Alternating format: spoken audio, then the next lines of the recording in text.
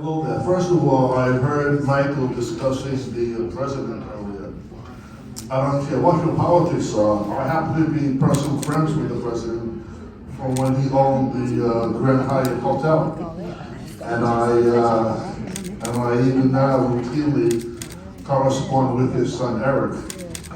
I only say this because the man you see on television, the way he acts, that's just how he is. He's just so unfilled, he's just an overgrown child. He really is. Okay, when I was asked to come here by Alan, I thought to myself, what in my work history might let me give you some inspiration. Then I sat down at my desk to do some writing, and I saw my book. And I realized I finished my schooling at St. John's in 1986, but I didn't publish this first book until 2022. 36 years. And it was my passion, and it was my love. The point is, in life, particularly in business, it is never too late to do anything. In fact, the average worker in this country during their work life has an average of 4 complete career changes. Not just job changes, careers.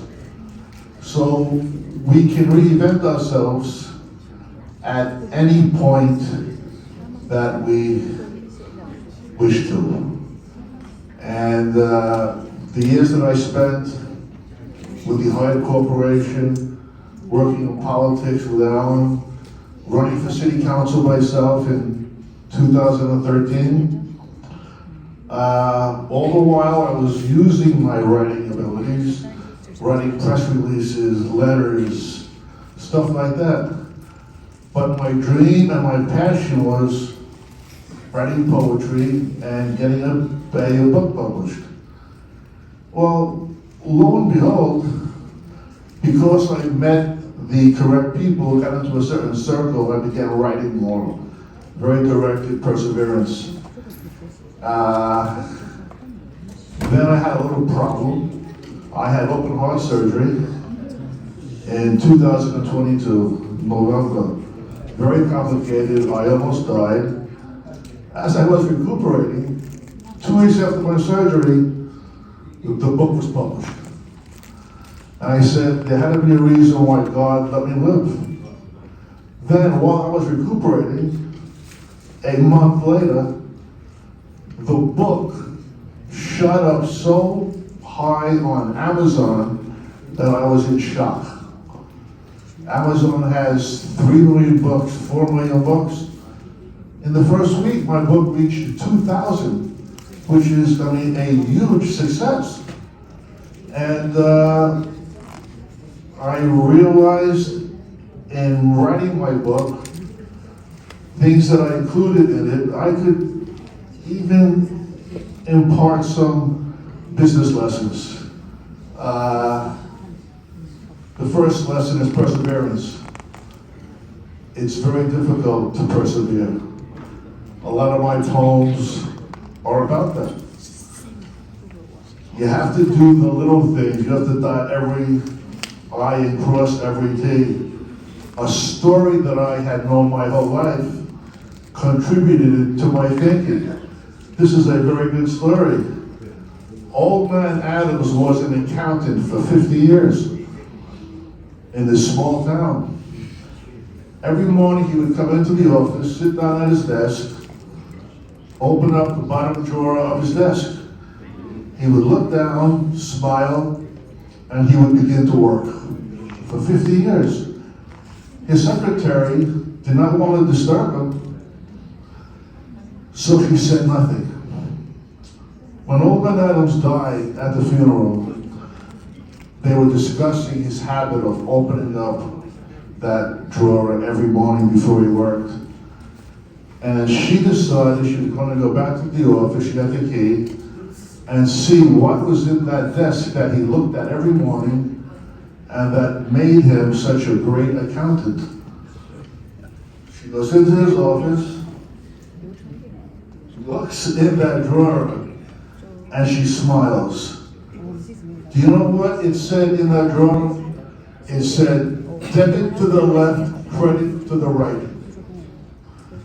In his entire career, he began with the basics, and everything else branched out from there.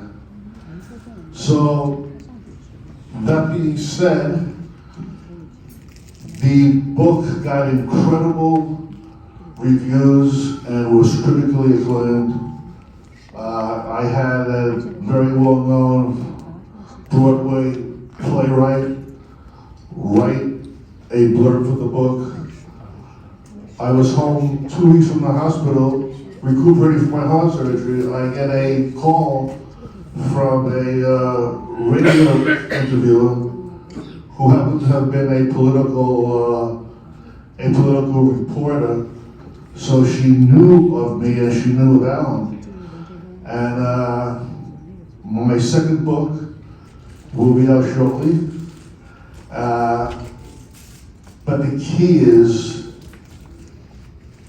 the 36 years between fulfilling the dream, it was not wasted because everything is cumulative, all your experiences. And but there are a few things that are key. It's the people you surround yourselves with.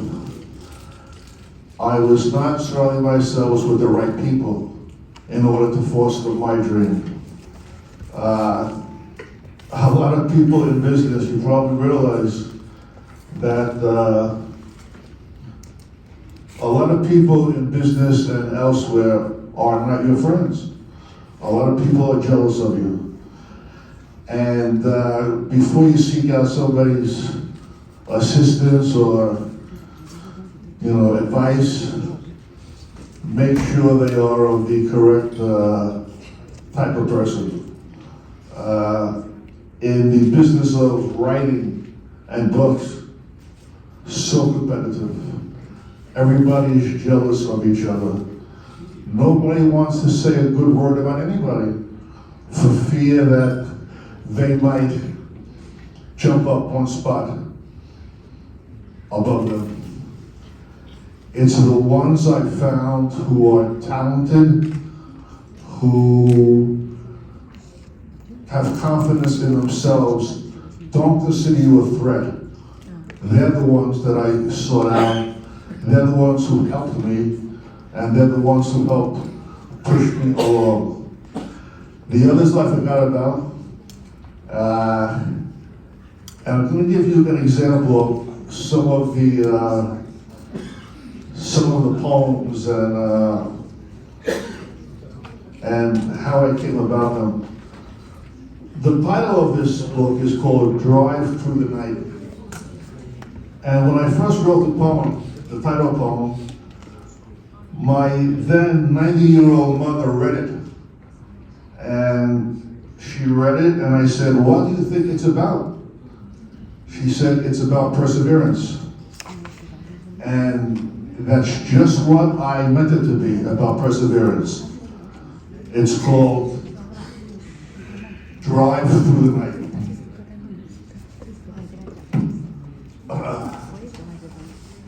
Her image has faded the last couple of weeks.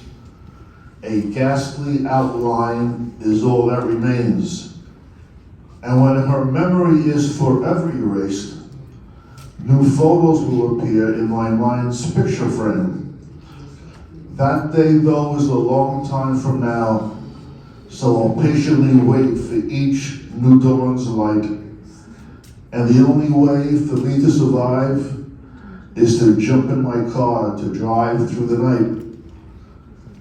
Sometimes it feels I'm the only one living, a speck of light in the distance to focus on.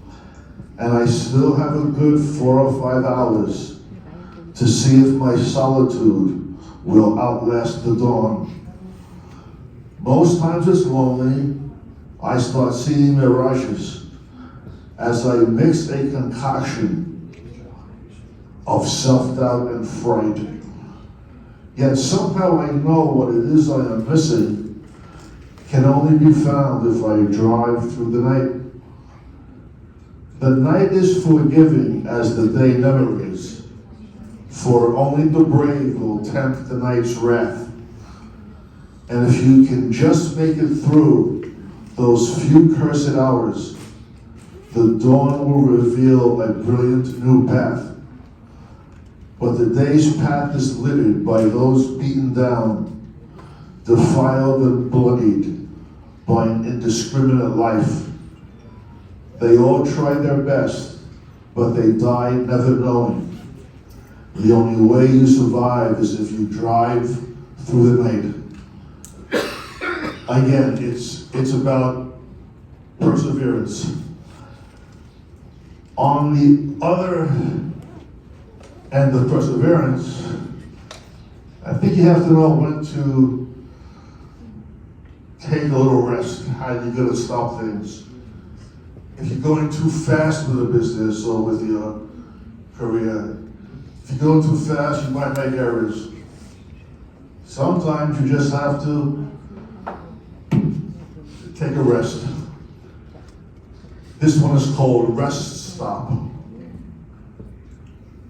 I keep plodding onward for little else I can do.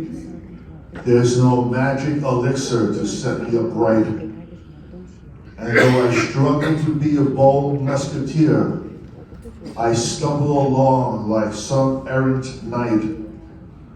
My armor is pierced, my rapier blunt, and my manner of jousting is long out of style. But don't worry about me, I'll be all right. I only need to rest for a while. I keep pushing onward to my just reward. There's so much to do, but so little time. And right now my focus just has to be removing my fingerprints from the scene of the crime. The crime is inaction with constant thoughts of regret. And for my whole life, mister, I've been on trial. But before you decide if I'm guilty as charged, I simply want to rest for a while. Nothing is settled in a day or a week. In fact, most things will linger till we're snug in the grave. And of all of the virtues I've ever been taught, the most valuable is surely we have to be brave. But that's not always easy. We too readily yield when our faith and convictions are lost in exile. And mister, I'm certain to get back my courage, all I need is to rest for a while. I wrote that to tell myself it's not a sin to have to pause, just like it's not a sin to fail. Did you realize that before the Wright brothers successfully flew the plane in 1903, they had over 200 failed attempts. And in many of those, people died. I mean, it's staggering to think. Did they just, give up? No. The famous mystery author, Robert Ludlum, he didn't publish his first book until he was 63 years old. I mean, 63 years old, and he's one of the most prominent writers of his generation. The point is, you can do anything if you have perseverance, if you know when to stop, if you know who to seek out. I mean, that's the most important part. The people who you seek out. I'm going to read a couple more, which Okay. This one is called Sophocles. And it has a lot of little themes that I consider very important. This is called Sophocles. I had left myself without cover. There was no one to cover my back. The backlog of memories was piling up. My spirit and soul were under attack. I tried forcing a smile, but couldn't. Felt I was under some sort of hex. I was always in control of whatever I did, but now I didn't know what to do next. So I stopped for a beer, I downed it. I ordered a shot on the side. I felt like retreating into myself, but there was no place we both could hide. I grabbed hold of my senses and gave them a shake, tried to get them all in a line. Started to feel like a guy on the lam, not wanting to go back doing time. I looked at my watch and I saw it was late, but no later than it was yesterday. Then I thought of those times I should have said something, but just didn't know what to say. I refilled my beer, then started talking with some people in for the game. They brought me a shot, then introduced everyone in their group, name by name. I started to think about shots in the dark and just what is defined by success. And how every last person I trust in this world, I can remember just how we met. Then I thought of the future and Sophocles. A lot of people don't know who that is. And I realized the key to being happy is simply the people we surround ourselves with. If you look real hard, there's a path to the stars that leads to, I'm not sure where, but for all that I am and everything that I'm worth, I guarantee you that pathway is there. All you need is your faith and a cold pint of beer. It's so easy for hope to take leave. So for every kind soul in the tangle of doubt, I ask you just to believe.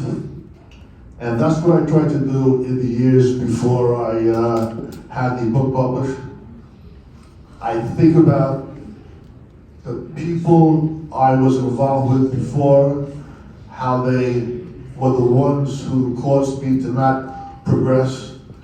I currently seek out, and it's very important, make sure the ones we get involved with in business and doing anything are the right people, because they will steal your soul. And that's about it, my story. My second book will be out in September. It's called 5:30. Look for it, and again, I'm happy I finally made that journey and got to a place where I'm totally content. So, thanks a lot.